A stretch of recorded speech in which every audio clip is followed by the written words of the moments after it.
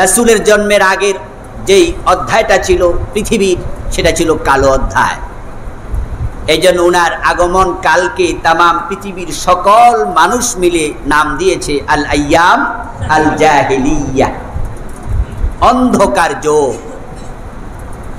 আসলে যোগের কোনো দোষ নাই, যোগ অন্ধকার হয় না।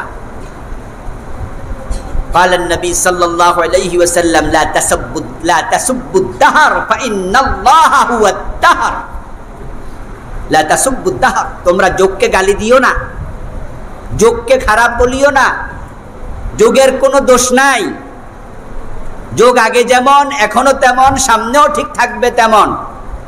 খারাপ হলো যোগের মানুষগুলো। কালের দোষ নাই। তিলকাল আইয়াম নুদাবিলুহা বাইনান নাস। আল্লাহ বলে যোগ তো আমি ঘুরাই। ফাইন্নাল্লাহা হুয়াদ দাহর। আল্লাহ যোগের ঘূর্ণয়নকারী। যোগের কি দোষ? মানুষের দোষ।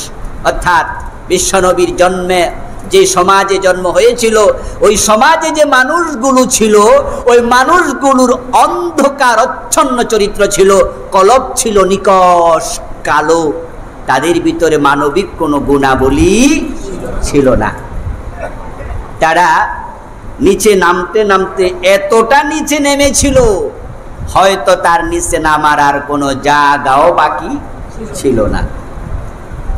এমন কোন অপকর্ম ছিল না যা তারা করেনি। আমাদের দেশে সবচেয়ে খারাপ একটা মানুষকে সামনে এনে, একবার ধরেন যে দারুণ করাপ্টেড, এত বিশ্রী চরিত্র যেটা কল্পনাতীত, এমন লোককেও যদি আপনি সামনে এনে ওই জাহিলিয়াতের একজন ভদ্র মানুষকে সামনে আনতেন, তাহলে আমাদেরটা অনেক ভালো হবে। ছিল পৃথিবীর, সেটা ছিল কালো অধ্যায়। এই জন্য উনার আগমন কালকে তামাম পৃথিবীর সকল মানুষ মিলে নাম দিয়েছে আল আইয়াম আল জাহিলিয়া, অন্ধকার যুগ। আসলে যোগের কোনো দোষ নাই, যোগ অন্ধকার হয় না। قال النبي صلى الله عليه وسلم لا تسبوا الدهر فإن الله هو الدهر لا تسبوا الدهر। তোমরা যোগকে গালি দিও না, যোগকে খারাপ বলিও না। যোগের কোনো দোষ নাই। যোগ আগে যেমন এখনো তেমন, সামনেও ঠিক থাকবে তেমন। খারাপ হলো যোগের মানুষগুলো। কালের দোষ নাই। তিলকাল আইয়াম নুদাবিলুহা বাইনান নাস। আল্লাহ বলে যোগ তো আমি ঘুরাই। ফাইন্নাল্লাহা হুয়াদ দাহর। আল্লাহ যোগের ঘূর্ণয়নকারী। যোগের কি দোষ? মানুষের দোষ। অর্থাৎ বিশ্বনবীর জন্মে যে সমাজে জন্ম হয়েছিল, ওই সমাজে যে মানুষগুলো ছিল, ওই মানুষগুলোর অন্ধকার অচ্ছন্ন চরিত্র ছিল, কলব ছিল নিকষ কালো।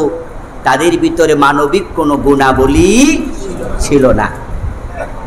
তারা নিচে নামতে নামতে এতটা নিচে নেমেছিল, হয়তো তার নিচে নামার আর কোনো জায়গাও বাকি ছিল না। এমন কোন অপকর্ম ছিল না যা তারা করেনি। আমাদের দেশে সবচেয়ে খারাপ একটা মানুষকে সামনে এনে, একবার ধরেন যে দারুণ করাপ্টেড, এত বিশ্রী চরিত্র যেটা কল্পনাতীত, এমন লোককেও যদি আপনি সামনে এনে ওই জাহিলিয়াতের একজন ভদ্র মানুষকে সামনে আনতেন, তাহলে আমাদেরটা অনেক ভালো হবে। অধিকাংশ ঐতিহাসিকের বক্তব্য অনুযায়ী অনুমিত হয় যে রাসূল সাল্লাল্লাহু আলাইহি ওয়াসাল্লাম রবিউল আউয়াল মাসেই পৃথিবীতে তাশরীফ এনেছিলেন। ওনার জন্ম সত্য, কিন্তু কবে হয়েছে সে বিষয়টি একবারেই অথেন্টিকভাবে প্রমাণিত নয়। ঐতিহাসিকদের বক্তব্যের আলোকেই আমাদেরকে এটা নিরূপণ করা লাগে। অধিকাংশ ঐতিহাসিক বলেছেন তিনি রবিউল আউয়াল মাসে জন্মগ্রহণ করেছেন। কেউ কেউ রমজান মাসের কথাও বলেছেন, কেউ রবিউল সানির কথাও বলেছেন। আর তারিখ নিয়ে আছে আরো শক্ত মতভেদ। অধিকাংশের মতে 9 তারিখ ছিল রবিউল আউয়ালের, আবার কেউ কেউ 12 তারিখের কথাও বলেছেন। ঐতিহাসিকভাবে যেহেতু রবিউল আউয়াল মাসের দিকেই বক্তব্য বেশি, সেহেতু আমরা রবিউল আউয়াল মাসকেই রাসূলের জন্মের মাস মনে করি। তাই এই মাস আসলে স্পেশালি আমরা বিশ্বনবী সাল্লাল্লাহু আলাইহি সাল্লামের জীবন চরিত নিয়ে আমরা আলোকপাত করি। যদিও আমাদের সারা মাস, সারা বছর, সারা জীবন নবী মুহাম্মদই হচ্ছেন আমাদের আলোচনার কেন্দ্র বিন্দু। আমরা যখনই কথা বলি তখনই রাসূলকে নিয়েই বলি, কারণ রাসূল সাল্লাল্লাহু আলাইহি ওয়াসাল্লাম হলেন আমাদের কদওয়া, আমাদের ইমাম, আমাদের উসওয়া আল হাসানা। উনি আমাদের একমাত্র মডেল। এই জন্য আমরা যখন ঘুমাতে যাই তখনও তার কথা মনে করেই ঘুমাই, যে তিনি কোন কাতে ঘুমাইছে। আমরা যখন খেতে বসি তখনও খাবার শুরু করি তার আদর্শকে লালন করেই, যে তিনি কোন হাতে খেয়েছে। আমাদের সামনে যদি কেউ বাম হাতে খায়, সাথে সাথে আমাদের মনে পড়ে যায় এটা আমার রাসূলের আদর্শের সাথে মিলছে না, এটা আমাদের ভালো লাগে না। আমি নিজে তো বাম হাতে খাবই না, অন্য কেউ খাক এটাও আমার পছন্দ, কারণ মডেল তিনি। একবারে পাকঘর থেকে সংসদ ভবন, চুল কাটা থেকে আন্তর্জাতিক বলয়, এভরিহোয়ার, এভরি মোমেন্ট, প্রতিটা কাজে আমাদের জন্য আদর্শ, মডেল, উসওয়া মুহাম্মাদুর রাসূলুল্লাহ সাল্লাল্লাহু আলাইহি ওয়াসাল্লাম। এই কারণে আমরা সারা বছরই উনাকে নিয়ে কথা বলি, উনার মতো আমরা হতে চাই। জীবনের যে অসুন্দর জিনিসগুলো আছে উনার মতো করে সুন্দর করে সাজাতে চাই। যে কর্মের সাথে ইসলামের সওয়াবের কোনো সম্পর্ক নাই, যেমন ধরুন লাউ খাওয়া, মিষ্টান্ন খাবার গ্রহণ করা, এটার মাঝে শরীয়তের কোনো সওয়াবের বিধান নাই। যে কেউ একটা মিষ্টি খাইলে 10 নেকি, 2টা খাইলে 20 নেকি, 3টা খাইলে 30 নেকি, হালুয়া এটুকু খাইলে একটুকু নেকি, একটুকু খাইলে একটুকু নেকি, এমন কোনো কথা কোনো হুজুর আজ পর্যন্ত ওয়াজ করছে? তাহলে হালুয়া খাওয়ার সাথে, মিষ্টি খাওয়ার সাথে সওয়াবের সম্পর্ক নেই। লাউ খেলে সওয়াব হয়, তাহলে লাউ ছোট কিনলে ছোট সওয়াব, বড় কিনলে বড় সওয়াব, এমন ওয়াজ কোন হুজুর করছে? কিন্তু আমরা এরপরেও বলি যে আমার রাসূল লাউ যদি পছন্দ করেন, এটা আমারও পছন্দ করা উচিত। এর মানে আমি রাসূলের মতোই হতে চাই সব কাজে। যদি এমনটা হয় যে পার্সোনালি আমার লাউ পছন্দ না, যদি এমনটা হয়, আমার উচিত আল্লাহর কাছে এই দোয়াও করা, আল্লাহ তোমার রাসূল লাউ পছন্দ করতো, আমার কেন অপছন্দ? আমি দোয়া করি তুমি লাউটাকে আমার পছন্দনীয় বানিয়ে দাও, কারণ একটা, তোমার রাসূল লাউ ভালোবাসতেন। এর মানে আমরা পুরা জীবন সাজাতে চাই যার মডেলে, তাকে নিয়েই তো কথা বলবো, এটাই তো একবারে স্বাভাবিক। আরবি একটি প্রবাদ আছে, মান আহাব্বা শাইআন আকসারা যিকরা। যে ব্যক্তি যাকে ভালোবাসে সে তার স্মরণ বেশি করে, তাকে বেশি মনে রাখে। আমাদের কাছে সবচেয়ে ভালোবাসার হলেন আল্লাহ, ওয়াল্লাযীনা আমানু আশাদ্দু হুব্বান লিল্লাহ। আল্লাহ তাআলা কোরআনে বলেন, যারা ঈমান এনেছে তাদের কাছে সবচেয়ে বেশি ভালোবাসার পাত্র হলেন আল্লাহ তাআলা। বলেন লিল্লাহ, আমি আল্লাহই হলাম তাদের সবচেয়ে বেশি প্রিয়। সুবহানাল্লাহ। এক ফকিয়া ঘোষণা আর কি, মানে এক পক্ষের ঘোষণা। আল্লাহ নিজের পক্ষের ঘোষণা দিয়ে দিছে, যারা মুমিন তাদের কাছে আমি সবচেয়ে প্রিয়। আপনার সাথে পরামর্শ করেন নাই যে তুমি যে মুমিন হইছো, তুমি কি আমারে সবচেয়ে বেশি ভালোবাসো? আমাদের সাথে পরামর্শ না কইরা এক পক্ষের ঘোষণা। এই ঘোষণা দেওয়ার অধিকার আল্লাহর আছে না নাই? হ্যাঁ আছে, বিদায় দিয়েছেন। এর মানে তিনি বুঝাতে চান, যে নিজেকে মুমিন দাবি করবে সে আমাকে সবচেয়ে বেশি ভালোবাসতেই। এরপরে রাসূলুল্লাহ, এরপরে কে? লা ইউমিনু আহাদুকুম হাত্তা আকুনা হাব্বা ইলাইহি মিন ওয়ালিদিহি ওয়া ওয়ালাদিহি ওয়ান নাসি আজমাইন। আল্লাহর হাবিব বলছেন, যে পর্যন্ত কোনো ব্যক্তি তার ওয়ালেদ, পিতা, ওয়ালেদা তার মাতা, তার সন্তান, তার পরিবার, আত্মীয় স্বজন, জায়গা জমিন, টাকা পয়সা, চাকরি বাকরি, সব কিছুর চেয়ে আমি নবী মুহাম্মদকে বেশি ভালো না বাসবে, লা ইউমিনু, সে মুমিন হতে পারবে না। এখানে আছে মা বাবা, আত্মীয় স্বজন, এরপরে আপনার অন্য অন্য জিনিসের চেয়ে বেশি ভালোবাসতে হবে, এটা হলো হাদিস। আর কোরআনের আয়াত হলো আরো বেশি জটিল, আন-নাবিয়্যু আওলা বিল মুমিনিনা মিন আনফুসিহিম। ছেলে মেয়ে মা বাবা নয়, আত্মীয় স্বজন নয়, টাকা পয়সা নয়, মুমিনের ভালোবাসা নবীর প্রতি হবে তার জানের চেয়েও বেশি। আন-নাবিয়্যু আওলা বিল মুমিনিনা মিন আনফুসিহিম, তার জানের চেয়ে বেশি। তাহলে যে নবী আমাদের জানের চেয়ে প্রিয়, ওনাকে ভালোবাসতে হবে, এটা জিবিল্লি ফিতরতি অভ্যাসে পরিণত করতে হবে। আমার ছেলে যদি নবীর সুন্নাহর বাহিরে কোনো কাজ করে, আমার ছেলের কাজ আমার পছন্দ হবে না, হতে পারবে না। আমি তাকে বলবো, এটা কেন করেছো তুমি, রাসূলের সাথে মিলে নাই। আমার বাবা যদি করে, বাবার সাথে আমি রাব বিহেভ করবো, এটা জায়েজ নাই। বিনয়ের সাথে আমি বলবো যে বাবা এই কাজটা রাসূলের সুন্নাহর সাথে মিলে নাই, প্লিজ আপনি এটা করবেন না। যদি আপনি এইভাবে জীবনকে গড়ে তুলতে পারেন, তখনই প্রমাণ হবে আপনি বিশ্ব নবীকে সত্যিই ভালোবাসেন। নামের আগে আশেকে রাসূল লাগাইয়া ভালোবাসা দেখানো যায় না। নামের আগে সুন্নি, সুন্নি মুসলমান। একজন আলেমের সাথে গত 2 দিন আগে বা 3 দিন আগে মোবাইলে কথা বলছি, উনি তখন বললেন যে আমরা সুন্নি আলেমরা এটা বলি। আমি সাথে সাথে বললাম যে আপনার থেকে শব্দটা আমি আশা করিনি, আপনি সুন্নি বলে আমাকে কি বুঝালেন, তাহলে আমি সুন্নি না। তাহলে বিভক্তির বীজ আপনি আলেম হইয়া কেমনে বপন করেন। বাংলাদেশে তো শিয়া খুব একটা নাই, যারা আছে তারা এক সাইড হয়ে গেছে। আমরা কেউ শিয়াদের মসজিদে নামাজ পড়ি না, পড়তে যাইও, তারা আলাদা। খারিজি নাই, রাফিজি নাই, মুতাজিলি নাই, কাদরিয়া নাই, জাবরিয়া নাই। তো শিয়া অল্প কিছু আছে, তারা তো আলাদা হয়ে গেছে। তাদেরকে বাদ দিলে যত মুসলমান আমরা সবাই কি, তাহলে আলাদা করে আপনি নিজেকে সুন্নি বলছেন কেন? এর মানে হলো নামের আগে সুন্নি লিখলে কেউ কেউ মনে করে আমি একবারে রাসূলের আশিক হইছি। না, রাসূলের ভালোবাসা এইভাবে লিখে প্রমাণ করবেন তা নয়, এটা লিখার জিনিস নয়। কোন সাহাবীর নামের আগে আহলে সুন্নি পাওয়া যায় না, সুন্নি পাওয়া যায় না, আশিকে রাসূল পাওয়া যায় না। কিন্তু তাদের মতো রাসূলের ভালোবাসা আমাদের অন্তরে আছে নাকি? সাহাবারা রাসূলকে যেভাবে ভালোবাসতেন আপনি ওই পরিমাণ পারেন? ভালোবাসতে হবে, কিন্তু তাদের ক্যাটাগরির ভালোবাসা আসলে আমাদের নাই। যে রাসূলের গায়ে তীর আসছে, আর হযরতে তালহা রাদিয়াল্লাহু তাআলা আনহু রাসূলকে বললেন আপনি পিছনে আসুন, আমি সামনে যাই।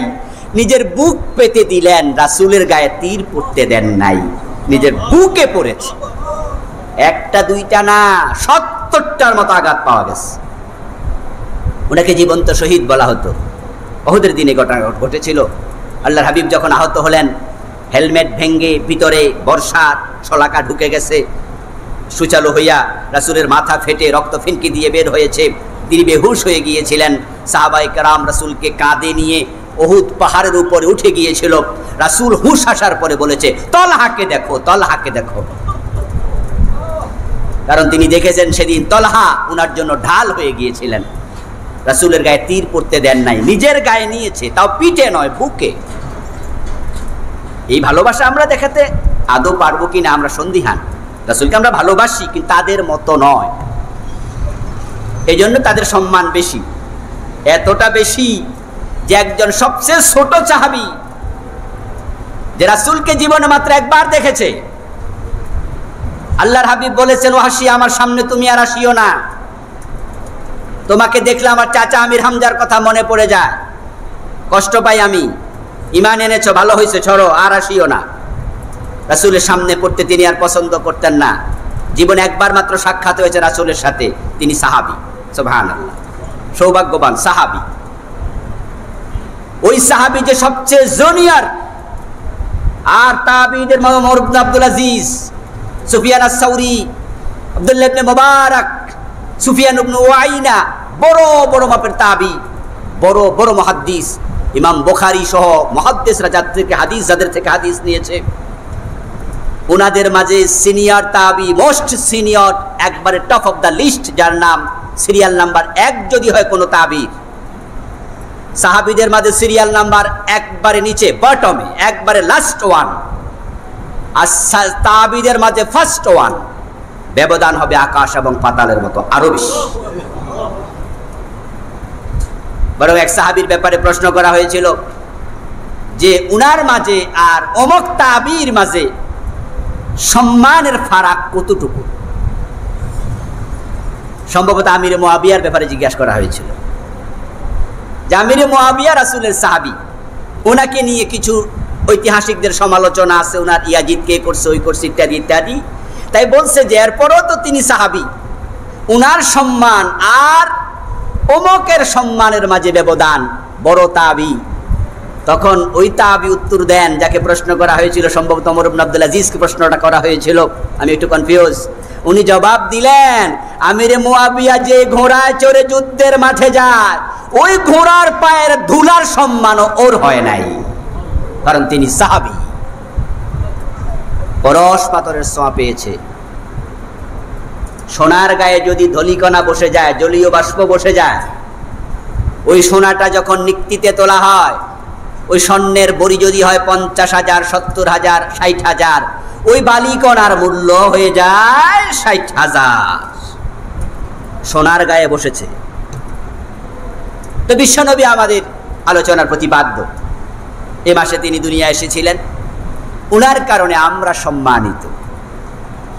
শেষ নবীর উম্মত হতে পারা এটা বিশাল সৌভাগ্যের বিষয়, কারণ আমাদের আগে অসংখ্য নবী পৃথিবীতে এসেছিলেন। আগেকার সব নবী তার উম্মতদেরকে নিয়ে জান্নাতে যাবেন, বিশ্ব নবীর পরে আমরা এসেছি পরে, জান্নাতে যাব সকল নবীর উম্মতের আগে। সুবহানাল্লাহ। وَكَذَلِكَ جَعَلْنَاكُمْ أُمَّةً وَسَطًا لِتَكُونُوا شُهَدَاءَ عَلَى النَّاسِ। আল্লাহ তাআলা কোরআন মাজিদে বলেন, আমি তোমাদেরকে সকল উম্মতের মাঝে আমি সর্বোত্তম উম্মত বানিয়েছি। উম্মাতুন ওয়াসাত আই উম্মাতুন আফদাল, শ্রেষ্ঠ উম্মাহ, উম্মায়ে ফাদলা। কুনতুম খায়রা উম্মাহ, আল্লাহর আয়াতে বলেন তোমরা হলে সকল উম্মতের মাঝে সেরা। এখন উম্মতের ভিতরে আপনি আছেন না নাই?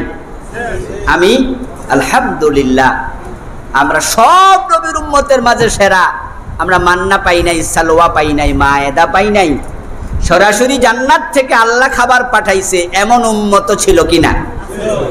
নবী মুসার উম্মত জান্নাতের খাবার দুনিয়াতে বসে খাইছে। ঈসা আলাইহিস সালামের উম্মতের জন্য আল্লাহ মায়েদা নাজিল করেছে, দস্তরখান ভর্তি খাবার নাজিল করেছে আকাশ থেকে, জান্নাত থেকে। ওই নামে একটা সূরাই আছে, সূরার নাম কি? সূরা মায়েদা। আকাশ থেকে খাবার এসেছে, ওই নবীর উম্মতরা খাবার খেয়েছে, জান্নাতের খাবার দুনিয়ায় থাকতে, কিন্তু আমরা পাইনি। এরপরও আমরা কেন সেরা? আমাদের ব্যক্তিগত কোনো ক্রেডিটের কারণে নয়। ওই যে স্বর্ণের গায়ে ধুলিবালি বসে দাম বেড়ে যায়, নবী মুহাম্মাদের সাথে উম্মতের সম্পর্ক আমরা পেয়েছি, আমাদের দাম বেড়ে গেছে, আমরা শ্রেষ্ঠ উম্মত হয়ে গেছি। হাসরের ময়দানে অন্য সব নবীর উম্মতেরা টেনশনে থেকে যাবে, পড়ে যাবে, এখন তাদের নবী কইয়া নাফসি, তাহলে উম্মতের খবর কি? আর আমাদের জন্য সেখানে বড় গার্জিয়ান আছে, আমাদের অভিভাবক আছে নবী মুহাম্মদ সাল্লাল্লাহু আলাইহি ওয়াসাল্লাম। তিনি সেদিন ইয়া নাফসি বলবেন না, রাব্বি উম্মতি উম্মতি উম্মতি বলবেন। তিনি আউয়ালে শাফি, আউয়ালে মুশাফফা, উনি প্রথম সুপারিশকারী, প্রথম সুপারিশ যার মাকবুল হবে তিনি আমাদের নবী মুহাম্মদুর রাসূলুল্লাহ সাল্লাল্লাহু আলাইহি ওয়াসাল্লাম। আমরা সৌভাগ্যবান উম্মত। হযরত মুসা আলাইহিস সালাম যদি আজকের এই দিনে জীবিত থাকতেন, নবী মুসাও আমাদের মতোই উম্মত হয়ে নবী মুহাম্মদ সাল্লাল্লাহু আলাইহি ওয়াসাল্লামকে অনুসরণ করা ফরজ। قال النبي صلى الله عليه وسلم لو كان موسى حيا ওয়া আদরাকা নবুওয়াতি লাত্তাবানি। আল্লাহর হাবিব বলছেন যদি মূসা জীবিত থাকতো আর আমার নবুয়ত কাল পেয়ে যেত, লামে তাকিদ দিয়ে বলছে লাত্তাবানি, অবশ্যই তিনি আমার অনুসরণ করতেন। সুবহানাল্লাহ। এখন সেই নবী নিয়ে আলোচনা করতে হলে এই প্রেক্ষাপট, উনার জন্মের আলোচনা, জন্মের আগের পরিবেশ নিয়ে কিছু কথা বলা দরকার। কারণ উনার জন্মের পরে, উনার নবুয়তের পরে আমরা পরবর্তী জীবন নিয়ে খুব বেশি আলোচনা করি। আলহামদুলিল্লাহ, করতে হবে। সেই অধ্যায়টা আলোকিত অধ্যায়। কিন্তু অন্ধকার যদি না থাকে, আলোর মূল্যটা যথাযথ উপলব্ধি করা যায় না। এই জন্য আলো অন্ধকার দুটা দেখলে বোঝা যায় আলোর দাম কত বেশি। রাসূলের জন্মের আগের যেই অধ্যায়টা ছিল পৃথিবীর, সেটা ছিল কালো অধ্যায়। এই জন্য উনার আগমন কালকে তামাম পৃথিবীর সকল মানুষ মিলে নাম দিয়েছে আল আইয়াম আল জাহিলিয়া, অন্ধকার যুগ। আসলে যোগের কোনো দোষ নাই, যোগ অন্ধকার হয় না। قال النبي صلى الله عليه وسلم لا تسبوا الدهر فإن الله هو الدهر। لا تسبوا الدهر, তোমরা যোগকে গালি দিও না, যোগকে খারাপ বলিও না। যোগের কোনো দোষ নাই। যোগ আগে যেমন এখনো তেমন, সামনেও ঠিক থাকবে তেমন। খারাপ হলো যোগের মানুষগুলো। কালের দোষ নাই। তিলকাল আইয়াম নুদাবিলুহা বাইনান নাস, আল্লাহ বলে যোগ তো আমি ঘুরাই। ফাইন্নাল্লাহা হুয়াদ দাহর, আল্লাহ যুগের ঘূর্ণয়নকারী। যোগের কি দোষ? মানুষের দোষ। অর্থাৎ বিশ্বনবীর জন্মে যে সমাজে জন্ম হয়েছিল, ওই সমাজে যে মানুষগুলো ছিল, ওই মানুষগুলোর অন্ধকার অচ্ছন্ন চরিত্র ছিল, কলব ছিল নিকষ কালো। তাদের ভিতরে মানবিক কোনো গুণাবলী ছিল না। তারা নিচে নামতে নামতে এতটা নিচে নেমেছিল, হয়তো তার নিচে নামার আর কোনো জায়গাও বাকি ছিল না। এমন কোন অপকর্ম ছিল না যা তারা করেনি। আমাদের দেশে সবচেয়ে খারাপ একটা মানুষকে সামনে এনে, একবার ধরেন যে দারুণ করাপ্টেড, এত বিশ্রী চরিত্র যেটা কল্পনাতীত, এমন লোককেও যদি আপনি সামনে এনে ওই জাহিলিয়াতের একজন ভদ্র মানুষকে সামনে আনতেন, তাহলে আমাদেরটা অনেক ভালো হবে। রাসূল সাল্লাল্লাহু আলাইহি সাল্লামের বয়স 33, নবুয়তের 7 বছর আগে। কাবা শরীফের ওয়াল একটু বিধ্বস্ত হয়ে গিয়েছিল, তাই মক্কার লোকেরা মিলে বলল যে আমরা কাবা ঘরের ওয়ালটাকে আবার ঠিক করি, পুনর্নির্মাণ করি। সবাই একমত হলো, ইট সংগ্রহ করা হলো, কাবা শরীফের ওয়াল তৈরি করা হলো। ওই কাজে যারা অংশগ্রহণ করবে তারা নিজেদেরকে সৌভাগ্যবান মনে করত যে কাবা ঘর, যেমন আমরা মসজিদে এসে যদি একটু ঝাড়ু দেই, নিজের মনে মনে আমরা গর্ববোধ করি যে আল্লাহর ঘর আমি ঝাড়ু দিচ্ছি। এর মাঝে কোনো লজ্জার কিছু আমরা পাই না, গর্বিত যে আমি ঝাড়ু দিয়েছি। তো কাবা ঘরের ইট নিচ্ছে কাঁধে করে করে, মাথায় করে করে। রাসূল সাল্লাল্লাহু আলাইহি সাল্লামের বয়স 33, ইয়াং ম্যান, তিনিও সে কাজে অংশগ্রহণ করলেন। উনার আপন চাচা হযরত আব্বাস রাদিয়াল্লাহু তাআলা আনহু রাসূলুল্লাহর বয়সে 1 বা 2 বছরের বড় ছিলেন, কম বেশি সামান্য বড়, সমবয়সী। উনিও কাঁধে করে ইট নিচ্ছে। এক পর্যায়ে বিশ্বনবীকে বলছে, মুহাম্মদ, তুমি লুঙ্গি পরে খালি কাঁধে ইট বহন করছো, তোমার কাঁধে দাগ পড়ে যাচ্ছে। বরং আমাদের মতো তুমি কাপড় খুলে নাও, লুঙ্গিটা কাঁধে দাও, কাঁধে দিয়ে তারপর ইট নাও। আপনারা শুনেছেন যে কাবা তাওয়াফ করার সময় কাপড় চোপড় খুলে তাওয়াফ করতো, এই ওয়াজ শুনছেন তো নাকি? হ্যাঁ, আজকে আরেকটা যোগ হলো। তাহলে হাদিস দিয়ে বোঝা যাচ্ছে হযরত আব্বাস রাসূলের বয়সী, 33-34 বছর বয়স, কিন্তু ওই সময় তিনি কি ছিলেন? কথা কয় না, একবারে ক্লথলেস, নিরাবরণ। রাসূলকে পরামর্শ দিয়েছে তুমিও হও। যে মানুষগুলো ভালো মন তারাই তো কাবা শরীফ তৈরি করে, এ ভালোরাই ল্যাংটা থায়, আবার খারাপের অবস্থা কি ভাইবাসান? ধলা মিয়া যদি এত কালা হয় তাহলে কালা মিয়ার কি খবর? অর্থাৎ তারা এত জাহেল হয়েছিল, নিচে নামতে নামতে এত নামছে, এগুলো তাদের কাছে কোনো ব্যাপারই না ল্যাংটা হওয়া। অসভ্য জাতি, সভ্যতার সিটা ফোটা ছিল না তাদের ভিতর। একটা বাবা কত নিষ্ঠুর হলে পরে নিজের মেয়েকে নিজে জীবিত কবর দেয়। আমাদের এরশাদ শিকদার এটা পারবে না। ফিসি হান্নান পয়সা থাকলে যদি তাকে বলা হতো তোমার মেয়েটাকে গুলি করো, আমার মনে হয় সে করবে না।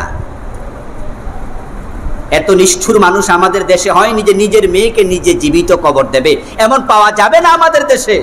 দুই চারটা মেয়ে রাস্তাঘাটে পাওয়া যায়, ছোট ছোট বাচ্চা পড়ে থাকে ক্ষেতের মাঝে, যার সন্তান। এগুলো হচ্ছে মানে মা তার সন্তানকে ভালোবাসে না তা না, কিন্তু অবৈধ সন্তান, পরিচয় দেবে কেমনে তাই ফেলে দিয়ে আসে, সেটা ভিন্ন প্রেক্ষাপট। কিন্তু বাবা তার বৈধ সন্তানকে জীবিত কবর দিত। যে মানুষগুলো চুরি ডাকাতিকে পেশার মর্যাদা দিয়েছিল, যে যত বেশি খুন করতে পারত সমাজে তার সম্মান তত বেশি হতো। এবং মরার পরে বাড়ির বাহিরে খুঁটি গাড়াইয়া গাছ থাকলে গাছের মাঝে তার তরবারিটা ঝুলাইয়া দিয়া কবিতা লিখে টানাইয়া দিত যে আমার দাদার হাতে মোট এতজন খুন হয়েছে। আর এলাকার অন্য অন্যরা এসে আফসুস করতো, আহ আমার দাদা তোর দাদার মতো হইতে পারলো না রে। আর সে গর্ব করে বলতো দেখো আমার দাদা কি জিনিস, ওর হাতে এতজন খুন হয়েছে। আমাদের দেশে খুন খারাপই আছে না নাই? কিন্তু কেউ যদি খুনি বলে কাউকে খুশি হবে? দেখেন তাহলে খারাপ মানুষটাও হেরা সে কত বালা। ওরা মদ পান করতো দিবালোকে, ছেলে মেয়ে বাবা মা একসাথে বসে, কবিতার প্রতিপাদ্য ছিল মদ, নারী এবং যুদ্ধ, WWW war and women. Imrul Kayes পৃথিবীর সেরা কবি। রাসূল সাল্লাল্লাহু আলাইহি ওয়াসাল্লামের জন্মের কিছুদিন আগে সে মারা গেছে, যেটুকু আমার জানা, যদি ভুল না হয়। রাসূলের যুগের কবি, সমসাময়িক, তার জন্মের সময় সে ইমরুল কায়েস ছিল। আজ পর্যন্ত তার মতো কবি পৃথিবীতে আসেনি। আল্লাহর হাবিব বলছেন হাসরের মাঠে ইমরুল কায়েস হবে সকল জাহেল কবিদের লিডার, তার হাতে থাকবে জাহালাতের পতাকা। তাকে অনুসরণ করে ইংরেজ কবিরা কবিতা লিখে, পৃথিবীর বিভিন্ন ভাষাভাষীর কবিরা কবিতা লিখে। এখনো আমরা তাফসীরে কাশাফ, উম্মুত তাফাসির যেটাকে বলা হয়, তাফসীরের ক্ষেত্রে অনবদ্য, যদিও এটা মুতাজিলি আকীদায় তিনি লিখেছেন, আল্লামা সাহেব কাশাফ যিনি লিখেছেন, আল্লাহ ওনাকে ক্ষমা করুক, জামাশারি রাহিমাহুল্লাহ। তবে তার কোরআন বুঝার ব্যাপারে আহলুস সুন্নাত ওয়াল জামাতের আলেমরাও দ্বিমত করে না, বরং তার আকীদা একটু বিভ্রান্তি ছিল, আল্লাহ ক্ষমা করুক ওনাকে। লেখা হয়েছে কবিতা, মা ফাহিমাল কোরআন ইল্লাল আরাজান আহাদুহুমাল দামাখশারি ওয়া সানিহুমাল জুরজানি, যে পৃথিবীতে কেউ কোরআন বুঝেনি, তবে বুঝেছে দুইটা ল্যাংড়া, একটা হলো জামাখশারি আর একটা জুরজানি, আল্লামা আব্দুল কাহার জুরজানি। খুব বড় মাপের পণ্ডিত ছিল, এই জন্য উনার তাফসীরে কাশাফে ইমরুল কায়েসের অনেক কবিতা, কোরআনের এই অর্থ এই, এই অর্থ এই, এটা দিয়ে ওটা বুঝাইছে, বুঝানোর জন্য ইমরুল কায়েসের কবিতা ফিট করছে। ওটা অনুসরণ করে পরবর্তী মুফাসসিররা অনেকে তাফসীর লিখেছে। ওই ইমরুল কায়েসের কবিতায় তার প্রেমিকা ওনায়েজা এত বেশি উপস্থিত যে আয়া কবিতা পড়তে গেলে অনেক সময় ওস্তাদ লজ্জায় আর পড়াইতে পারে না, এত নেকেট শব্দ লিখেছে। এই জাতীয় নেকেট শব্দগুলো মার্কা কবিতা কাবার গায়ে ওরা সোনালী হরফ দিয়ে লিখে ঝুলে রাখে। ওই মানুষগুলো এতটা নিচে নেমেছিল, বাবার সামনে তার সুন্দরী যুবতী মেয়েকে ধর্ষণ করত দিনে দুপুরে। ওই বাবা বাধা দেবে, বাবাকে হাত পা বেঁধে রাখত। বিচার চাইবে, চাওয়ার জায়গা নাই, পাওয়া তো দূরের কথা, কারণ সমাজ যারা চালাইতো তারা আরো বড় ধর্ষক। ঠিক আমাদের দেশেও কিন্তু কিছু কিছু ক্ষেত্রে আমরা আগাইছি। যেমন অনেক অফিসে আছে, ঘোষ চাইলে আপনি যদি বলেন যে অফিসার তোমার উপরের জনের কাছে বিচার দেবো, ওই অফিসার হাসি দিয়া বলবো উনিও কম খায় না, বা আমি জানি সব আমি একা খাই না, উনারেও পার্সেন্টেজ নির্ধারণ করা আছে কে কত পার্সেন্ট পাবে। তো ঠিক কার কাছে বিচার চাইবেন? বিচারক ধর্ষক। আরবের সমাজের কথা বলছি। আল্লাহ তাআলা ওই অন্ধকার যুগে বিশ্বনবীকে বানালেন সিরাজাম মুনীরা, উজ্জ্বল জ্যোতিষ্ক। সুবহানাল্লাহ। ইয়া আইয়ুহান নবী ইন্না আরসালনাকা শাহিদান ওয়া মুবাশশিরান ওয়া নাযীরা ওয়া দাঈয়ান ইলাল্লাহ। হে নবী, আমি আপনাকে পাঠালাম তাদের কাছে যারা অমানুষ, মনুষ্যত্বের কিচ্ছু নাই, ওই মানুষগুলোর কাছে আমি আপনাকে পাঠিয়েছি। শাহিদান, আপনি তাদেরকে দেখবেন, রক্ষণাবেক্ষণ করবেন। মুবাশশিরান, সুসংবাদ দেবেন। নাযীরা, জাহান্নামের ভয় দেখাবেন। দাঈয়ান ইলাল্লাহ, আল্লাহর দিকে ডাকবেন। সুবহানাল্লাহ বলেন। কোন দিকে ডাকবেন? কার দিকে? রাসূলকে আল্লাহ পাঠাইছে কার দিকে ডাকার জন্য? আমরা দলের দিকে ডাকি। আমরা এখন দলওয়ালা হইছি। আমার দলে আসেন, আমার দলে আসলে 7 খুন মাফ। আর আমার দলের বাহিরে থাকলে আপনার ঈমান নিয়ে আমি সংশয় বোধ করি যে উনি এখনো পাক্কা ঈমানদার হইতে পারে নাই, হইলে তো আমার দলেই আসতো। মানে আপনি বুঝে নিছেন যে আপনি ইসলামের ঠিকাদার, আপনার ঠিকার বাহিরে যারা আছে তারা আর ইসলামে। দলের দিকে যারা ডাকে তারা দ্বীনের দিকে ডাকে না। দল করা না জায়েজ নয়। কুনতুম খায়রা উম্মাহ, তোমরা উম্মাহ, শ্রেষ্ঠ জাতি। ওয়াল তাকুম মিনকুম উম্মাহ, তোমাদের মাঝে দল থাকবে। ইয়াদউনা ইলাল খায়র, ওই দলের কর্মসূচি হবে মানুষকে কল্যাণের দিকে ডাকবে। কল্যাণ মানে জান্নাত নাকি? অকল্যাণ মানে জাহান্নাম। কল্যাণ মানে আখিরাত, আপনি আখিরাতের সফলতার দিকে ডাকবেন, জান্নাতের দিকে ডাকবেন। আপনি দল করবেন এই কারণে, কোনো অসুবিধা নাই, কিন্তু এটা মনে করবেন না যে আপনার দলের বাহিরে আর মুসলমান নাই। আপনার দলের বাহিরেও মুসলমান আছে। শুধু দলের দিকে ডাকলে আপনার এই ডাক জাহিলিয়াতের ডাক হবে। ডাকতে হবে দাঈয়ান ইলাল্লাহ। কার দিকে? হ্যাঁ, আল্লাহর দিকে ডাকার জন্য আমরা একই দল করি। তাহলে আপনার দল হবে আল্লাহর দিকে ডাকার জন্য। আপনার পীর সাহেব হুজুরের দিকে আপনি ডাকবেন, কোনো অসুবিধা নাই, আল্লাহকে পাওয়ার জন্য। যে আমাদের পীর সাহেবের দলে আসো, আমাদের হুজুরের মুরিদ হও, কোনো অসুবিধা নাই। উদ্দেশ্য কিন্তু ক্লিয়ার হওয়া লাগবে। হুজুরের মুরিদ মানে হুজুরের গোলাম নয়। কার গোলাম? হুজুর নিজে কার গোলাম? আল্লাহর গোলাম। তাই হুজুর আল্লাহর গোলাম হতে বলবে, আপনিও তাকে আল্লাহর গোলাম হতে বলবেন। আল্লাহ বলে কুনু ইবাদাল্লাহি ইখওয়ানা, তোমরাও আল্লাহর গোলাম হয়ে যাও, ভাই ভাই হয়ে যাও। আমার বন্ধু রাসূলুল্লাহ সাল্লাল্লাহু আলাইহি ওয়াসাল্লাম আল্লাহ বলেন দাঈয়ান ইলাল্লাহ, আমি আপনাকে আল্লাহর রাস্তার দাঈ বানিয়েছি, আহ্বানকারী বানিয়েছি। ওবিযনিহি সিরাজাম মুনীরা, এবং অন্ধকার যুগে আমি আপনাকে উজ্জ্বল আলোকবর্তিকা, সূর্যের মতো আলো দিয়া দুনিয়ায় পাঠাইছি। আপনি সিরাজুম মুনীর, আপনি আসলে আর অন্ধকার থাকবে না। সুবহানাল্লাহ, সুবহানাল্লাহ। সত্যি রাসূল সিরাজুম মুনীর।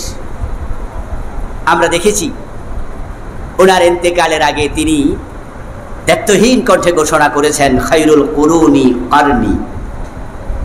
ও দুনিয়ার মানুষ, তোমরা যেই যুগের নাম সবাই মিলে জাহিলিয়ার যুগ দিলা, অন্ধকার যুগ নাম দিলা, আমি নবী মুহাম্মদ ঘোষণা করছি আমার যুগ পৃথিবীর সর্বশ্রেষ্ঠ যুগ। খায়রুল কুরুন কারনি, সেরা যুগ আমার যুগ। এর মানে সেই যুগে এখন আবু বকর তৈরি হয়েছে, ওমর তৈরি হয়েছে, ওসমান তৈরি হয়েছে, আলী তৈরি হয়েছে, তালহা তৈরি হয়েছে, জুবায়ের তৈরি হয়েছে, হ্যাঁ, আমর ইবনুল আস তৈরি হয়েছে, ইবনু আব্বাস তৈরি হয়েছে, ইবনু ওমর তৈরি হয়েছে। মক্কাতে 360 মূর্তি এখন নাই, মক্কাতে শুধু আল্লাহর ইবাদত চলছে। কাবার চাবি এখন মুসলমানের হাতে। সব জায়গায় তাওহীদের ঘোষণা হচ্ছে, আল্লাহু আকবার, মসজিদে আজান হচ্ছে, খায়রুল কুরুন হয়ে গেছে। এই মানুষগুলো পরিবর্তন হয়ে গেছে, সুবহানাল্লাহ। যোগ আগের মতো আছে, মানুষগুলো ভালো হয়ে গেছে। আল্লাহর হাবিবকে আল্লাহ তাআলা সিরাজুম মুনির বাণী পাঠালেন। আল্লাহর হাবিব যখন এসেছিলেন, ওই যুগের সামাজিক অবস্থা আমি আপনাদের কিছু বললাম, খুবই খারাপ ছিল। রাজনৈতিক দর্শন কি ছিল? রাজনৈতিক দর্শন আজকের মতো ছিল না। মূলত আরব বিশ্বে ছিল গোত্রভিত্তিক শাসন। ওখানে আজকে যেমন আল মামলাকা আস সাউদিয়া আল আরাবিয়া, আলাদা বিশাল একটি রাষ্ট্রপ্রধান সালমান। রাসূলের যুগে এরকম রাষ্ট্র ছিল না। তখন ছিল কুরাইশ বংশ কর্তৃক শাসিত মক্কা এলাকা, বাহিরে দাউস বংশ, অমুক জায়গায় আবু তুফাইলদের বংশ, অমুক জায়গায় আরেক বংশ। গোত্রভিত্তিক লিডার ছিল। মক্কা নামক যে এলাকাটা আছে বাক্কা, ওই মক্কা নামক এলাকা ছিল কুরাইশ গোত্রের শাসনে। নেতা ছিল সবার প্রধান আবু জাহেল। ওর নাম ছিল আমর বিন হিশাম।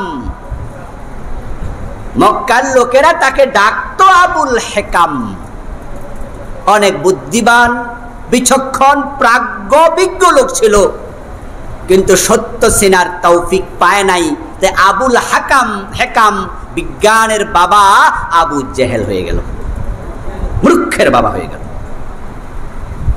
আবার অন্ধ ইবনু আব্দুল্লাহ ইবনু উম্মে মাকতুম সত্য চিনল। যার বুদ্ধি আছে, বিবেক আছে, চোখে দেখে, কানে শোনে, আপনার মেধাবী, বিচক্ষণ, কিন্তু রাসূল মুহাম্মদকে চিনল না তিনি যে নবী। আর আরেক বেটা অন্ধ, চোখ নাই কিন্তু চিনে ফেলছে, সুবহানাল্লাহ। এই জন্য এলেমের বাহাদুরি করেন না যে আপনি একবারে বেশি বোঝেন, বাহাদুরি করেন না। কারণ বেশি বুঝে লাভ নাই যদি সত্য চিনতে না পারেন।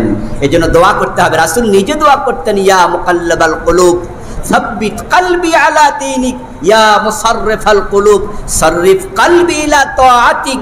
রাসূল দোয়া করতেন, ইহদিনাস সিরাতাল মুস্তাকিম। সুবহানাল্লাহ। ওই গিফার গোত্রের আবু যর গিফারি সত্য চিনে ফেলল। বাবা দাস, দাদা দাস, দাসের ছেলে দাস, কালো মানুষ বেলাল, সে সত্য চিনে ফেললো। গলায় রশি লাগায় টানে, সত্য ছাড়ে না। আর আবু জেহেল এত বড় শিক্ষিত মানুষ, সত্য চিনল না। এই জন্য আল্লাহর কাছে বিনয়ী হয়ে যান, আল্লাহর কাছে ভিক্ষা করেন, আল্লাহ হেদায়াত ভিক্ষা দাও। আল্লাহুম্মা আরিনাল হাক্কা হাক্কান ওয়ারযুকনা ইত্তিবাআ ওয়া আরিনাল বাতিলা বাতিলান ওয়ারযুকনা ইজতিনাবা। বিভ্রান্ত হওয়া বেশি আপনার সময়ের ব্যাপার হয় না, হঠাৎ মানুষ বিভ্রান্ত হয়ে যায়। বনি ইসরাইলের বালাম ইবনে বাউর মুজাবুদ দাওয়া ছিল, মুস্তাজাবুদ দাওয়া ছিল। দোয়া করতে দেরি, কবুল হতে দেরি হতো না। এই মানের আল্লাহর ওলি ঈমান হারা হয়ে মরছে। এই জন্য আল্লাহর কাছে ভিক্ষুক হয়ে যান। দোয়া মানে গায়াতুত তাযাল্লুল, দোয়া মানে হলো চূড়ান্ত বিনয় প্রকাশ করে কিছু চাওয়া। আমার ভাই, রাসূলুল্লাহ সাল্লাল্লাহু আলাইহি সাল্লামের বংশের বড় নেতা আবু জেহেল, আবু লাহাব, উতবা, শায়বা। আবু লাহাব তো রাসূলের আপন চাচা, একই দাদার ছেলে। আব্দুল্লাহ, আবু লাহাব। দেখেন আল্লাহ তাআলার কুদরত, আল্লাহর মেহেরবানি দেখেন। উনার চাচা বাবা মিলে 10 ভাই। আবু লাহাব এবং আব্দুল্লাহ, তারা মোট কয় ভাই? তারা ছিলেন 10 ভাই। একজনের নাম ছিল হারেস, আরেকজনের নাম জুবাইর, আরেকজন আবু তালেব, আরেকজন আব্দুল্লাহ। আব্দুল্লাহ কে? আমাদের রাসূলের হামজা, আবু লাহাব, গাইদা, মাকহুম, সাফার, আব্বাস। আব্বাস ছিলেন সবার। এই 10 জন আপন চাচা বাবা সহ, দেখেন আব্বাস ঈমান চিনল, হামজা চিনল, কিন্তু যেই চাচার ঘরে রাসূল মানুষ হলো সে আবু তালেব চিনল না। আমি অমুকের ভূত, আমি তমুকের ভূত, এই কথার এক আনা দামও নাই। আজকে তো সেটাই হচ্ছে, পীরের ছেলে পীর হয়ে যায়, কোনো যোগ্যতা লাগে না। হেদায়াত এটা নয়। এখন আল্লাহর হাবিব সাল্লাল্লাহু আলাইহি ওয়াসাল্লাম, উনার গোত্রের লোকেরা মক্কা শাসন করছে, গোত্রভিত্তিক শাসন ব্যবস্থা। আর রোমে ছিল রাষ্ট্রীয় শাসন ব্যবস্থা, ওটা অনেক প্রাচীন। রোম সাম্রাজ্য, ওদের প্রেসিডেন্টকে বলা হতো কায়সার। কি বলা হতো? পারস্যে ছিল সাম্রাজ্য, রাষ্ট্রীয় শাসন, প্রেসিডেন্টকে বলা হতো কিসরা। ইয়ামানে ছিল রাষ্ট্রীয় শাসন, প্রেসিডেন্টকে বলা হতো সাবা। কিন্তু আরব বিশ্বে এটা ছিল না। রাসূল সাল্লাল্লাহু আলাইহি সাল্লামের জন্মের রাজনৈতিক প্রেক্ষাপট আপাতত এর মাঝেই সীমাবদ্ধ। এইভাবেই সংসার সমাজ চলছিল। ধর্মীয় অবস্থা ছিল মূলত 4টি ভাগে বিভক্ত। নাজরান নামক এলাকা ছিল খ্রিস্টানদের দখলে। ইয়াসরাব, যেটাকে আমরা মদিনা বলি, সেটা ছিল পৌত্তলিক এবং ইয়াহুদিদের দখলে। ইয়াহুদি 3টা বড় বড় গোত্র, বনু নজির, বনু কুরাইজা, বনু কায়নুকা। রাসূল সাল্লাল্লাহু আলাইহি সাল্লাম যাদের সাথে হিজরতের পরে সন্ধি করেছিলেন। তাহলে মাঝে মাঝে শান্তির স্বার্থে কাফেরের সাথে, ইহুদির সাথেও সন্ধি করা যেতে পারে, শান্তির স্বার্থে। অশান্তি কাম্য নয়, অশান্তি কাম্য নয়। হুদায়বিয়ার সন্ধি হয়েছিল সরাসরি মক্কার পৌত্তলিকদের সাথে, মুশরিকদের সাথে। তাহলে মদিনা যাওয়ার পরে হয়েছিল ইহুদিদের সাথে, পৌত্তলিকদের সাথে। সলহে হুদায়বিয়া হয়েছে সরাসরি পৌত্তলিকদের সাথে, মুশরিকদের সাথে। তাহলে শান্তির স্বার্থে নবী মুহাম্মদ সাল্লাল্লাহু আলাইহি ওয়াসাল্লাম সন্ধি করেছেন। এজন্য আমরাও যদি কোথাও শান্তির প্রয়োজন হয়, প্রয়োজনে সার দিয়ে হলো সন্ধির মাঝে কল্যাণ। আল্লাহ কোরআনে বলেন আস-সুলহু খাইর। আপনারা যারা হুদায়বিয়ার সন্ধির শর্তাবলী পড়েছেন তারা জানেন কিছু কিছু শর্ত ছিল বড় অবমাননাকর রাসূলের জন্য। যেমন একটা সন্ধির শর্ত ছিল এরকম, একটা শর্ত ছিল মক্কা থেকে কেউ যদি মদিনায় পালিয়ে আসে তাকে ফিরিয়ে দিতে হবে, কিন্তু মদিনা থেকে কেউ পালিয়ে মক্কায় গেলে তাকে ফিরিয়ে দেয়া হবে না। কি আজীব! হযরত ওমর তো বলছেন, হুজুর এই সন্ধি মানি না, এই শর্তে সাইন করবেন না। রাসূল সাল্লাল্লাহু আলাইহি সাল্লাম সন্ধি করছেন। যে লোকটা মক্কা থেকে এসেছিল তার নাম ছিল সুহাইল। অবশ্যই সুহাইল পরে ঈমান এনেছে। সুবহানাল্লাহ, সুবহানাল্লাহ। যিনি কাফেরদের নেতা তিনিও ঈমান আনছে পরে। এই জন্য কাউকে চূড়ান্ত দুশমন মনে করতে নাই। আবু সুফিয়ান রাসূলের সবচেয়ে বড় দুশমন, 21 বছর দুশমনি করছে। মক্কাতে শুরু, মক্কা বিজয় পর্যন্ত, হিজরির 8ম সন পর্যন্ত করছে শত্রুতা, কিন্তু আল্লাহ মক্কা বিজয়ের দিন ঈমান দিয়ে দিয়েছে। বড় দুশমনও বন্ধু হতে পারে। আবার কাউকে চূড়ান্ত বন্ধু মনে করবেন না, কারণ যে আজকে বন্ধু কালকে সেও দুশমন হতে পারে। তাই পেটে যত কথা আছে সব কইয়া দিয়েন না দোস্তরে, কারণ দোস্ত কালকে স্বার্থের কারণে দুশমন হতে পারে। আপনার কথা দিয়ে আপনাকে আবার ঠেকাইয়া দেবে। আমার ভাই সে সুহাইল, হযরত আলী লিখছিলেন সন্ধিটা। রাসূল বললেন যে এই সন্ধি হচ্ছে মুহাম্মদুর রাসূলুল্লাহর পক্ষ থেকে মক্কার কুরাইশদের সাথে। সুহাইল বলল, আমার অবজেকশন আছে। কি অবজেকশন? তোমাকে আমরা রাসূল যদি মানতাম তাহলে আর সন্ধি কি দরকার? তাই এখানে কেটে দাও, মুহাম্মদুর রাসূলুল্লাহর সাথে নয়, আব্দুল্লাহর বেটা মুহাম্মদের সাথে। এই কথাটা কি অবমাননাকর নয়? আল্লাহর হাবিব বললেন, আলী কেটে দাও, কেটে দাও, আমি শান্তি চাই। মুহাম্মাদুর রাসূলুল্লাহ, মুহাম্মদ রাখো, মুহাম্মদ ইবনে আব্দুল্লাহ লিখে দাও, রাসূলুল্লাহ কেটে দাও, আমার আপত্তি নাই, তারপরও শান্তি চাই। এই নবীকে তারা সন্ত্রাসী বলে। ফ্রান্সে রাসূলের ব্যঙ্গচিত্র এঁকেছে। সুইডিশ সাংবাদিক রাসূলের মাথার উপরে পাগড়ি দিয়া, পাগড়ির উপরে বোমা দিয়া লিখছে টেররিস্ট মোহাম্মদ, নাউজুবিল্লাহ। রাসূল নাকি সন্ত্রাসী, অথচ উনার জীবন গবেষণা করলে আমরা দেখি উনার মতো শান্তিকামী পৃথিবীতে আর একজন মানুষও নাই। ওয়া আরসালনাকা ইল্লা রাহমাতাল লিল আলামিন। ওই বুড়ি মহিলা পালাচ্ছে, মক্কা বিজয়ের দিন রাসূল তার ভোজা মাথায় এগিয়ে দিয়েছে, মাথায় নিয়েছে। যুদ্ধবন্দী মহিলা কাঁদছে, রাসূল প্রশ্ন করলেন, মহিলা কেন কাঁদছে? নিশ্চয় তোমরা বেয়াদবি করছো, অসুন্দর আচরণ করেছো। নিষেধ করেছি না? যুদ্ধবন্দী নারীদের সাথে বেয়াদবি করা যাবে না, খারাপ আচরণ করা যাবে না, বাচ্চাদের সাথে খারাপ আচরণ করা যাবে না, গাছপালা কাটা যাবে না, নিষেধ করেছি না? সাহাবারা বললেন, ইয়া রাসূলুল্লাহ, আমরা বেয়াদবি করি নাই, কেন কাঁদে আমরা জানি না, আপনি একটু খোঁজ নেন।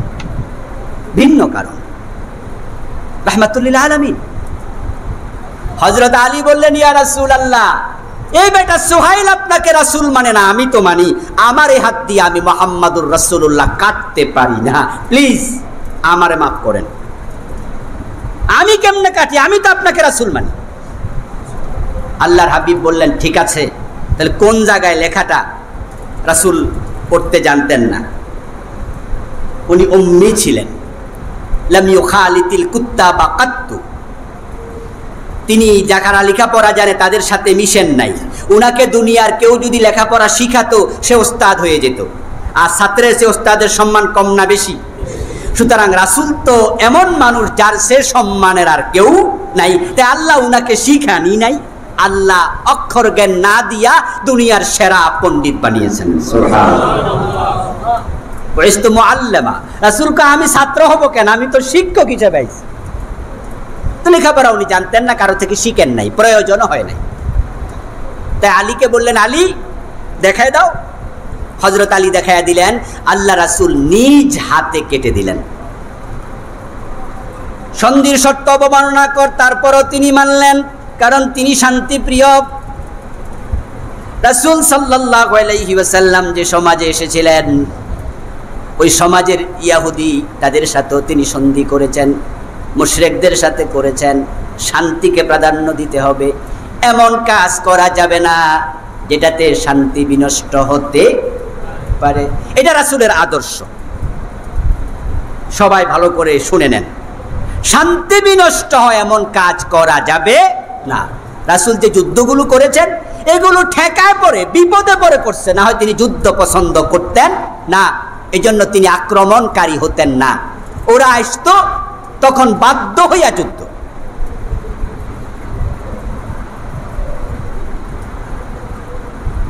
কুমিল্লাতে মন্দিরে একটু সমস্যা হয়েছে না, কোরআন শরীফ রাখছে, এটা আমরা কষ্ট পেয়েছি।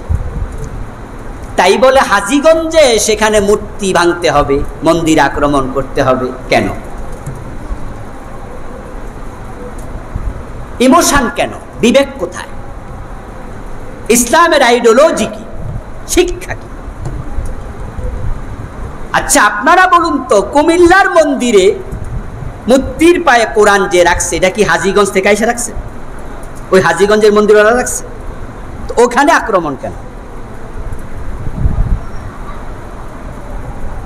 নামাজি মুসলমান সবাই ভালো মানুষ, দ্বীনের মহব্বত আছে, মহব্বতের ঘাটতি নেই।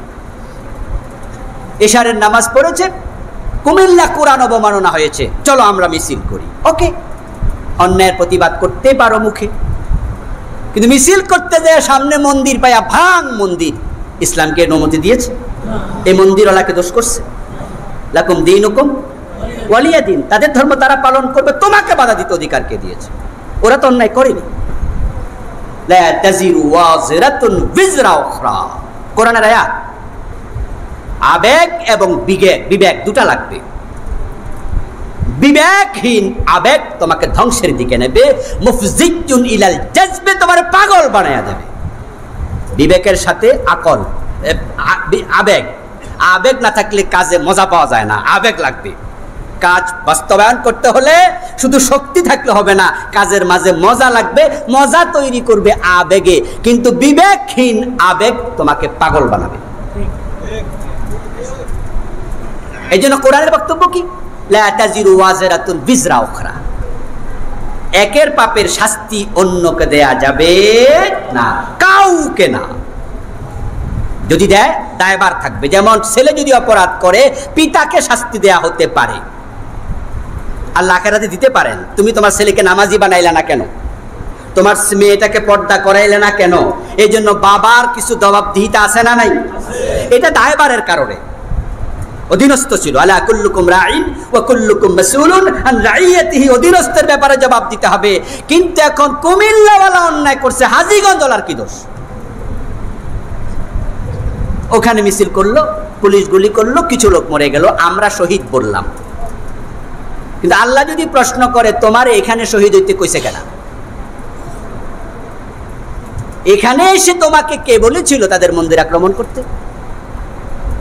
বাংলাদেশের ছোট্ট ঘটনাকে নিয়ে যদি আমরা সবাই পাগলের মতো হয়ে যাই, বিবেকহীন হয়ে যাই, সামনে পাও মন্দির ভাঙো, মূর্তি ভাঙো, বলুন তো ভারতের হিন্দুরা ওখানে মসজিদ ভাঙ্গা শুরু করার সম্ভাবনা আছে না নাই?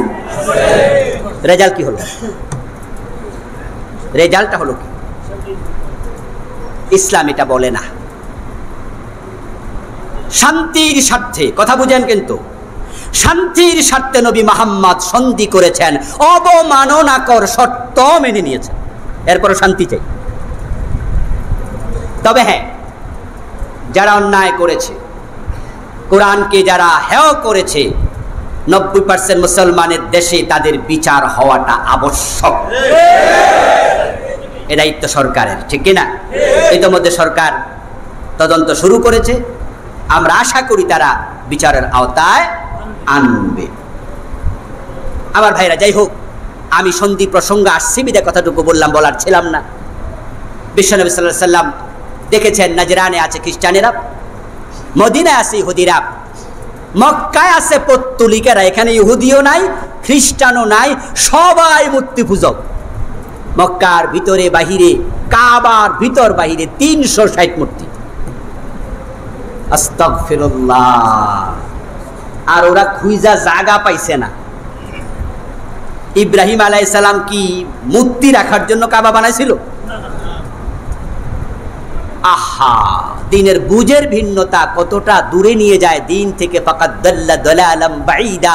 কিছু মানুষের ব্যাপার আল্লাহ বলে তারা দিন থেকে সরতে সরতে সরতে সরতে অনেক দূরে চলে গেছে। ইব্রাহিম কাবা বানাইলো আল্লাহর জন্য, আর তারা সেখানে যে মূর্তি ঢুকাই দিল। করলো কেন? হলো কি? বুঝের ভিন্নতা। যে আবু তালেব এই মূর্তি পূজারী ছিল, উনার বাবা আব্দুল্লাহ, উনার বাবা আব্দুল মুত্তালিব রাসূলের দাদা, কাবার মুতাওয়াল্লি ছিলেন। আল্লাহর হাবিবের বিয়ের সময় আবু তালেব খুতবা দেয়, খুতবার মাঝে আল্লাহর প্রশংসা করে, কাবার প্রশংসা করে, রাসূলের প্রশংসা করে, কিন্তু মূর্তি ছাড়ে না। আলহামদুলিল্লাহিল্লাযী জাআলানা মিন যুররিয়াতি ইব্রাহিম ওয়া যারঈ ইসমাঈল। সমস্ত প্রশংসা সে আল্লাহর, যিনি আমাকে ইব্রাহিমের বংশে পাঠাইছে, ইসমাঈলের দিকে। ইব্রাহিমের 2 ছেলে ইসহাক আর 1 ছেলে ইসমাঈল, আমার ইসমাঈলের বংশে পাঠাইছে, আমি আল্লাহর শুকরিয়া করি। ওয়া জাআলা লানা বালাদান হারামা, আল্লাহর শুকরিয়া, আল্লাহ মসজিদে হারামের শহরে আমারে পাঠাইছে। আবু তালেব বলতেছে, কে বলতেছে? ওয়া বাইতান মাহজুজা, এমন ঘর আল্লাহ আমাদের অধীনে করে দিয়েছে, ঘরের খাদেম আমাদেরকে বানাইছে, ওই ঘরটা, ওই এলাকা আমাদেরকে পাঠাইছে, যে ঘরে হজ করার জন্য তাম দুনিয়ার মানুষ ছুটে আসে। আল্লাহর ঘরের প্রশংসা, আল্লাহর প্রশংসা, ইব্রাহিমের প্রশংসা। ওয়ান্না মুহাম্মদ ইবনে আব্দুল্লাহ লা ইউযানু বিহি ফাতাম মিন কুরাইশিন ইল্লা রুজ্জিহা বিহি বারাকাতাও ওয়া ফাদলাও ওয়া আদলা। আজকে যে ভাতিজা মুহাম্মদের বিয়ে, ওই মুহাম্মদ এমন এক ছেলে যার মতো যোগ্য প্রাজ্ঞ বিজ্ঞ পণ্ডিত এই কাবার জমিনে একটা ছেলেও নাই। রাসূলের প্রশংসা, আল্লাহর প্রশংসা, ইব্রাহিমের প্রশংসা, ইসমাইলের প্রশংসা, কাবাগরের প্রশংসা, নবী মুহাম্মদের প্রশংসা শোনার পরে মনে হয় কত বড় মুত্তাকি। অথচ মরার সময় রাসূল কয় চাচা একটা বার কালেমা পড়েন, কয় জি না। মানেটা কি? মানে হলো সত্য বুঝতে ব্যর্থ হয়েছে, বুঝতে পারিনি। এই কাবাতে মন্দির মূর্তি ছিল না, এটা আল্লাহর ঘর, আল্লাহর ইবাদত চলছে। আপনারা জেনে থাকবেন ইসমাইল আলাইহিস সালামের মা হাজেরা এবং উনার ছেলে ইসমাইল ছাড়া কাবার আশেপাশে থাকার লোকও ছিল না। জিবরিল আমিনের নির্দেশনায় হযরত ইব্রাহিম যখন ছেলে এবং স্ত্রীকে রেখে যান, সেখানে কোনো জনবসতিও ছিল না, পানিও তো নাই। ইসমাইল আলাইহিস সালামের পদাঘাতে জমজম আবিষ্কৃত হলো, তারপরে লোকজন বসবাস শুরু করলো। জুরহাম গোত্রের লোকেরা সেখান দিয়ে সফরে যাচ্ছিল। ইসমাইলের মা হাজেরার কাছে অনুমতি চাইলো, এইখানে পানি আমরা একটু ভোগ করতে চাই, পান করতে চাই, গোসল করতে চাই, আপনি অনুমতি দিলে আমরা একটু বাসাও বানাতে চাই। মা হাজেরা বললেন দ্যাটস ওকে, করো। আস্তে আস্তে বসতি শুরু হলো। ইসমাইল সে গোত্রে বিয়ে করলেন, ইব্রাহিম নবী, ইসমাইল নবী, তাদের সন্তানেরা নবীর আওলাদ। চলছে আল্লাহর ইবাদত কাবাকে কেন্দ্র করে। কিন্তু হঠাৎ করে একজন আলেম বিভ্রান্ত হলো, তার নাম আমর বিন লুহাই। ওই এলাকার শ্রেষ্ঠ আলেম, সবাই তাকে মানত। তার এক ব্যক্তিগত সফরে তিনি সিরিয়ায় গেলেন। সিরিয়ায় গিয়ে দেখেন সেখানের লোকেরা তারা সবাই হুবল নামক একটি মূর্তি পূজা করে। এর আগে তিনি আর মূর্তি পূজা জীবনও দেখেন নাই। মূর্তি পূজা দেখে হযরত এসে গেল বড় আলেম হিসাবে আমর বিন লুহাই মালউন। সে দল পথহারা ওই ভ্রষ্ট আলেম, সে বলল এটা আবার কি জিনিস?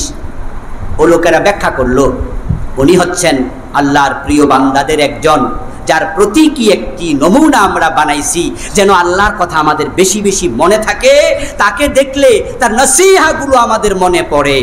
উনি বললেন ভালো কথা তো, আল্লাহর ভালো বান্দা দেখলে আল্লাহর কথা মনে পড়বে, এটা তো স্বাভাবিক, তাহলে আমিও একটা নেই।